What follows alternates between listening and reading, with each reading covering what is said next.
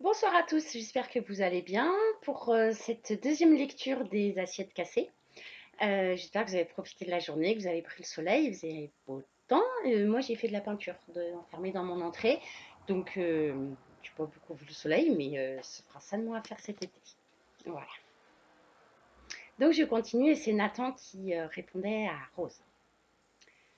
Chère Rose, me permettez-vous de vous appeler Rose? Madame allait bien avec ma méditation fantaisiste. Il me paraît trop distant depuis le début de nos échanges. C'est absurde. Votre si charmant prénom m'empêchera peut-être de rester enfermé dans mon rêve en vous donnant une existence concrète. Dans ma première lettre, je crois avoir écrit à cette photo hypnotisante. Autre façon de dire que je ne m'adresse à personne, puisque tant de temps a passé. Et je n'ai jamais entendu parler d'une photo prenant la plume pour répondre à un admirateur. Je jetais une bouteille à la mer en quelque sorte. En me répondant, vous devenez une personne réelle. Je m'empresse de vous éclairer. J'ai 35 ans. Le jour où cette photo a été prise, j'aurais aussi bien pu être le gosse qui faisait des pâtés de sable à côté de vos enfants. Enfin, nous sommes à peu près du même âge, j'imagine. Je me trompe? J'ai satisfait à votre demande. Vous trônez maintenant dans le jardin d'hiver. J'installerai des stores pour vous préserver du soleil d'été. Ainsi, vous pourrez jouir de la vue sur des arbres, magnifiques en cette saison. D'ailleurs, ce coin de verdure est mon espace préféré. La maison ressemble un peu trop à un magazine de décoration à mon goût, mais ce n'est pas si important. Mon bureau est confortable. Sauf cette lacune toute récente. Vous n'y êtes plus. Au passage, je prenais soin de vous. À défaut de voir du monde, j'ai soigné vos oreilles avec beaucoup de diversité. Nous avons passé des heures à écouter de la musique, d'aujourd'hui ou d'hier. Ne connaissant pas vos goûts, j'ai imposé les miens. Nous fonctionnons un peu comme une monarchie. Ces derniers mois, je m'absentais plusieurs jours. Je vous laissais en compagnie de Tchaïkovski. En boucle pendant une semaine. On ne s'en lasse pas, n'est-ce pas? C'est d'ailleurs une des raisons qui m'a décidé à vous écrire. J'en étais au point où je fermais mon bureau à clé en partant pour m'assurer que personne n'éteigne en mon absence. Quand on met de la musique, de peur de laisser une photo toute seule. Il est temps d'agir, non? Dites-moi donc quelles sont les mille et une pensées qui agitent une mère, apparemment absorbée dans la contemplation de ses enfants. Moi aussi j'ai tendance à me perdre dans mes rêveries, comme vous avez pu le voir. Cela m'est plus un plaisir qu'une gêne. Me dire légèrement solitaire est un euphémisme, et cela ne va pas en s'arrangeant. Plus le temps passe, et plus je suis convaincue que nous le sommes tous, au fond. Une compagne partage ma vie depuis quelques années. J'ai des amis, dont quelques-uns sont sincères. Une famille qui se réunit régulièrement sans qu'il y ait d'esclandre autour de la table. Et une foule de connaissances gravitant autour de tout ça. Vous êtes presque vexante, savez-vous? Je ne reste pas plantée toute la sainte journée devant votre portrait. Je le regarde pendant de longues heures. Et en même temps, j'accomplis plein de choses. Je lis, je réfléchis, j'écoute de la musique, je rêve. Et suite à votre déménagement, je bronze. C'est étrange, vous parlez seulement du talent de Philippe, comme si vous étiez étrangère à cette photo. Peu de temps avant sa mort, il m'a révélé votre nom et brièvement parlé de votre rencontre. Vous avez accepté sans problème d'abandonner vos droits sur votre image et refusé d'être payé. Quelques mois après, lorsque Philippe est devenu célèbre grâce à vous, quand votre photo a fait la une des magazines, vous n'avez accepté qu'à contre-cœur l'argent qu'il vous avait envoyé. Quelle étrange femme vous faites. Sans vous, il n'y aurait pas eu d'œuvre d'art. Qu'est-il arrivé à la jeune femme de la photo pour qu'elle parle d'usure? La vie a-t-elle été si dure avec vous? L'est-elle encore aujourd'hui? Ou bien avez-vous trouvé le bonheur? Surveillez-vous toujours les jeux de vos enfants avec mille et une pensées en tête? Non, je plaisante. Je sais, le temps passé en dehors de mon cadre noir et blanc. Peut-être surveillez-vous vos petits-enfants maintenant. Vous d'ailleurs, que faites-vous de vos journées? Répondez-moi encore, s'il vous plaît. Pendant que je vous lis, au moins, je ne reste pas plantée là. Et comme je m'installe sur le banc au fond du jardin pour savourer vos lettres, vous me libérez ainsi du charme qui me retient prisonnier entre quatre murs. Nathan Miller. PS. Avez-vous une idée de ma joie en apprenant l'ampleur princière, n'ayons pas peur des mots, de vos cheveux? Toutes les femmes autour de moi se coupent les cheveux de plus en plus courts au fil des années. Pourquoi diable les femmes font-elles ça?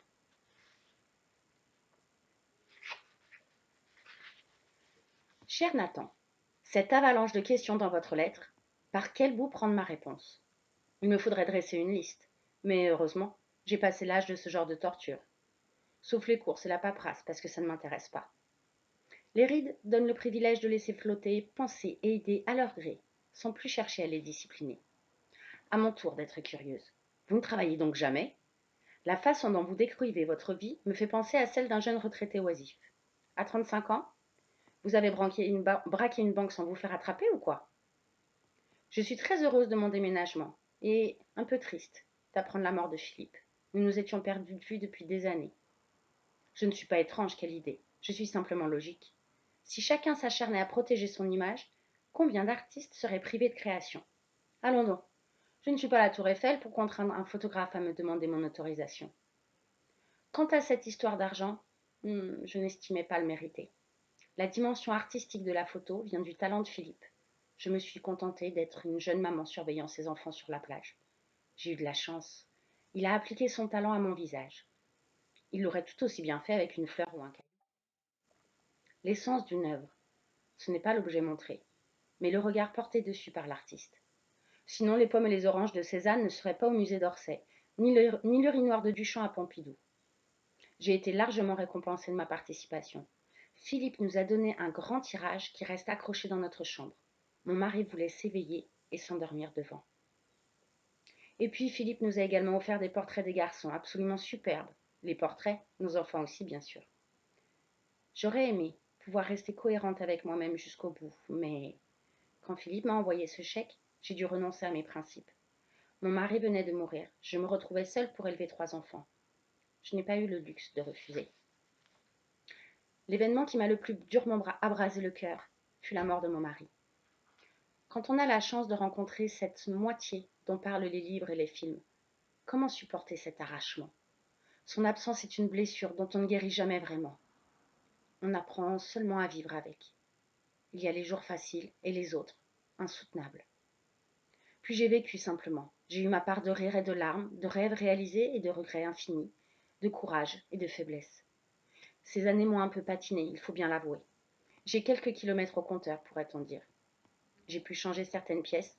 La plupart s'obstinent aujourd'hui à grincer, couiner et protester. En attendant, la voiture roule. Alors j'aime autant me concentrer sur le paysage. Au fait, avant d'oublier, vous ne prenez pas le soleil derrière des vitres durant ces longues heures dilapidées à me regarder. Les fenêtres laissent passer les rayons UVB. Vous bronzez, certes. Essayez de ne pas en abuser. En revanche, elles bloquent les rayons UVA, les bons, à l'origine de la fabrication de la vitamine D. Vous avez les inconvénients sans les avantages. Mais je vous ai percé à jour. Vous parlez de vos lectures sur le banc du jardin uniquement pour me convaincre d'écrire des lettres sans fin. Dites, c'est une idée ou vous n'avez pas l'air vraiment emballé par votre compagne? Vous ne débordez pas de romantisme en parlant d'elle, vous qui décrivez une photo avec de si jolies formules. Et puis bon, j'ai passé l'âge de prendre des gants. Ces gens qui vous cernent, compagnes, amis, famille, tutti quanti, ont surtout l'air de vous ennuyer. Et quel cynisme! Quelques amis dont certains sont sincères, la belle affaire. S'ils ne le sont pas, en quoi méritent-ils votre affection? Vous savez, les plus terribles disputes ont explosé avec mes amis. Je suis un peu pétardière, et malgré mon âge, difficile de me corriger. Je m'interroge sur un autre point. Pourquoi un homme de 35 ans, ayant une compagne depuis plusieurs années, n'a-t-il pas d'enfant? Ce n'est évidemment pas une obligation. Toutefois, est-ce un choix de votre part ou une blessure? Je dois vous laisser là, de nombreuses tâches m'attendent. Rose. PS. Nos post-scriptums sont-ils condamnés à être de type capillaire? Les cheveux sont pour les femmes un instrument de séduction. Quand elles se marient et vieillissent, cette donnée perd progressivement de son importance.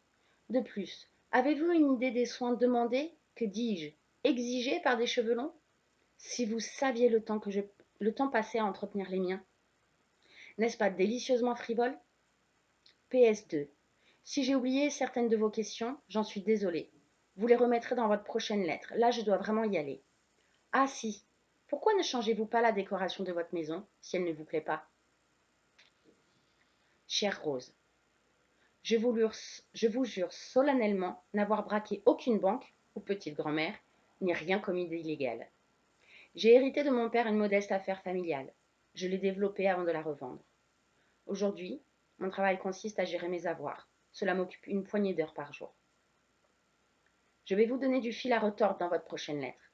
Vous avez laissé des questions sans réponse. et en avait fait éclore d'autres. Je vais tenter d'être un peu ordonnée, que vous n'ayez pas de plan à établir. D'abord, les questions oubliées. 1. Quelles sont les mille et une pensées envahissant une mère lorsqu'elle regarde ses enfants? 2. De quoi sont faites vos journées? Ensuite, les nouvelles qui jaillissent en vous lisant. 3. Quand votre mari est-il mort? Je ne suis pas sûre de vouloir ressentir un tel amour. S'il met à la merci d'une souffrance sans fin, malgré le passage du temps. N'avez-vous rencontré aucun homme en mesure de soulager votre douleur? Était-il si extraordinaire? 4. Que sont devenus vos enfants? Sont-ils présents dans votre vie? Cela a-t-il été dur de les élever seuls? Philippe m'a montré leurs photos. Ils ont hérité de votre charme. Des années plus tard, il gardait encore le portrait de l'aîné accroché dans son bureau. Ces photos n'ont jamais été publiées, n'est-ce pas? 5. Quels rêves avez-vous réalisés? Quels sont vos regrets? Infini, c'est extrême. Sont-ils terribles à ce point? 6. Si c'est une telle charge, pourquoi avoir gardé vos cheveux longs? Quoique j'en sois très heureux. À mon tour de vous répondre. Le temps s'est adouci, j'ai donc suivi vos conseils, encore une fois, et ouvert en grand les fenêtres. D'ici peu, je m'installerai directement à la table du jardin pour vous écrire. Voyez comme je suis docile, quand vous me soupçonnez de comploter à rallonger vos lettres. La dernière m'a fait réfléchir, beaucoup. Après cette introspection, je vous dois un aveu. Vous avez raison, les gens qui m'entourent m'ennuient. J'ai plus ou moins perdu de vue mes amis d'enfance ou de jeunesse. Peut-être est-il impossible de créer une nouvelle amitié à partir d'un certain âge, sans les racines d'une époque insouciante. Ma famille est très respectable, les discussions toujours de bon ton. Mais chacun n'en pense pas moins. Notre complicité n'y a pas survécu. Nos silences plombés le prouvent. Quant à ma compagne, s'il y a eu de la passion au début, cela fait longtemps qu'elle s'est éteinte. C'est une très belle femme, cultivée, sachant parfaitement tenir une maison et recevoir. Elle passe un temps fou avec ses amis, occupée à des trucs de bonne femme. Pardonnez l'expression, je me sens auprès d'elle comme un extraterrestre sur le seuil d'un monde dont il ignore les codes et les significations. Elle participe à des organisations caritatives et prend par ailleurs grand soin d'elle. Au passage, elle surveille ma ligne, afin de s'assurer que le retraité oisif ne devienne pas bedonnant. Comme vous avez dû le deviner, elle s'occupe de l'aménagement intérieur, sauf mon bureau, avec les bons soins d'un décorateur hors de prix. Elle a grimacé en vous voyant réapparaître, et le décorateur avec. Il m'a fallu défendre âprement le droit d'une photo à se morfondre et à vouloir changer d'air. Elle a haussé les épaules d'exaspération. Mais Lubie, comme elle les appelle, l'insupporte profondément. Cela doit faire un peu désordre dans sa carte postale. Qu'importe, les murs ne m'intéressent pas. Je la laisse régner sur son domaine. En revanche, je suis intraitable avec le jardin. J'ai joyeusement saccagé les belles allées rectilignes et les massifs bien ordonnés imposés par son paysagiste.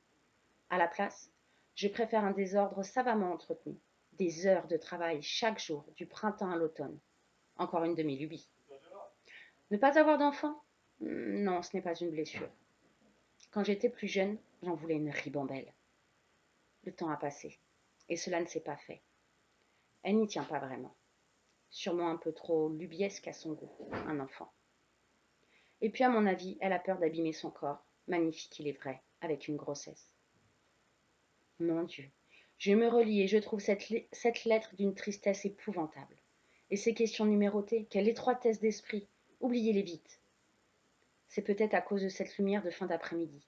Elle me rend mélancolique et assombrit mes idées. Ou le froid qui descend et me force à fermer les fenêtres. Répondez-moi vite, Rose. Vos lettres sont si pleines de vie, si spontanées. Elles m'apportent aujourd'hui davantage de plaisir encore que la contemplation de votre photo, à laquelle je m'adonne toujours, je l'avoue. C'était peut-être ça, cette pulsion, le besoin irrépressible de réapprendre à respirer. Affectueusement, Nathan. Je m'arrête pour aujourd'hui. Je, je vous souhaite une bonne soirée. Continuez à bien prendre soin de vous et à rester chez vous. Et je vous donne rendez-vous demain pour la suite. À bientôt.